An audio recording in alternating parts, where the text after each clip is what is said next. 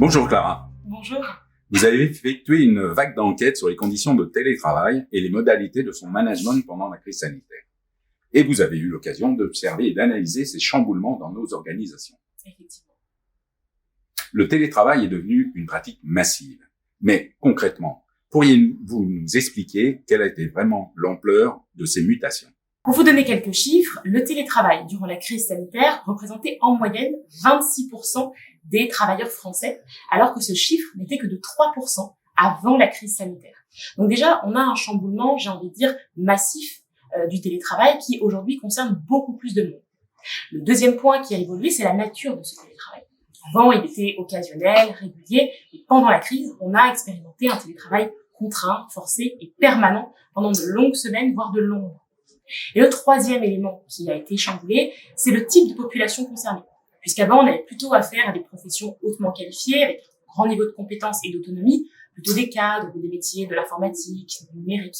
Et pendant la crise sanitaire, le télétravail a concerné un éventail beaucoup plus large de travailleurs, et notamment des métiers qui n'en avaient jamais fait auparavant. Je pense aux métiers de l'administratif, du secrétariat, au plateau d'appel, par exemple, qu'on n'aurait jamais pensé voir un jour télétravaillables.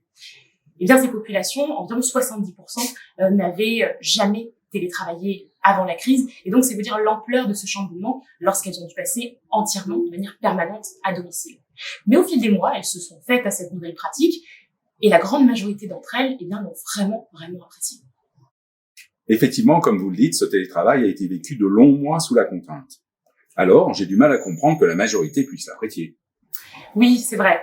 Ce télétravail a été brutal, permanent, non préparé. Et pourtant, je vous assure, plus des 2/3 des personnes que nous avons interrogées ont vraiment apprécié ce télétravail et souhaitent en avoir davantage à l'avenir. Ils souhaitent même envisager de nouvelles manières de travailler d'un point de vue un peu plus général.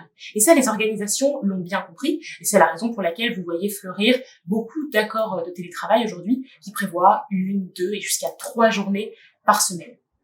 Et ces organisations, elles ont raison de le faire. Parce que le télétravail permet souvent d'être moins fatigué, plus concentré, moins interrompu, plus efficace. Ça permet une meilleure articulation entre sa vie privée et sa vie professionnelle puisque tout se déroule sur le même lieu. Donc oui, effectivement, il y a vraiment des avantages indéniables au télétravail. Mais au-delà de ces avantages, j'imagine qu'il y a un certain nombre de contraintes et de difficultés dans cette période de télétravail confiné. Oui, alors tout n'est pas rose évidemment dans le monde du télétravail. Disons que pendant le premier confinement, on a surtout eu des problèmes de type technologique, c'est-à-dire que les individus n'étaient pas préparés, les organisations n'étaient pas équipées, donc il y avait un gros manque de matériel, des connexions parfois inefficaces, pas de chaises ergonomiques pour travailler depuis chez soi, problème de bande passante, problème d'outils collaboratifs, mais au fil des mois, au fil de cette crise qui s'est déroulée sur près d'1 an et demi, les organisations se sont équipées, les individus ont adapté leur espace de travail à domicile, de telle sorte que le télétravail devienne relativement efficace et confortable. Le seul élément, en fait, vraiment en termes d'inconvénients, qui a perduré tout au long de cette crise, c'est le manque de rapports sociaux. Le manque de lien social, le sentiment d'isolement, tout simplement parce que la crise a exacerbé ce sentiment d'isolement, puisqu'on était aussi privé de toute autre forme de lien, de soit avec sa famille ou ses amis. Selon vous, quel a été l'élément le plus surprenant durant cette période, grandeur nature de télétravail massif? Je dirais que l'élément le plus étonnant, d'un point de vue organisationnel, c'est vraiment la capacité de résilience de nos organisations. Les individus se sont adaptés, les managers remis en cause leur façon d'encadrer, et pour nous, c'est ce qui a été le plus surprenant. Il faut savoir que pendant le premier confinement, lorsque vous interrogiez les salariés, ils trouvaient leur manager relativement absent. Ils avaient le sentiment qu'ils étaient non seulement à distance physique, mais aussi psychologique de leur travail. Donc, ils demandaient de la présence, de la disponibilité, du suivi, du soutien. Et lorsqu'on a réinterrogé ces mêmes salariés durant le reconfinement de l'hiver, on s'est rendu compte qu'il y avait une très nette amélioration de la qualité du management, que ce soit du point de vue participatif, de l'empathie, de la présence, de la capacité à être disponible et à faire du suivi de l'activité de travail.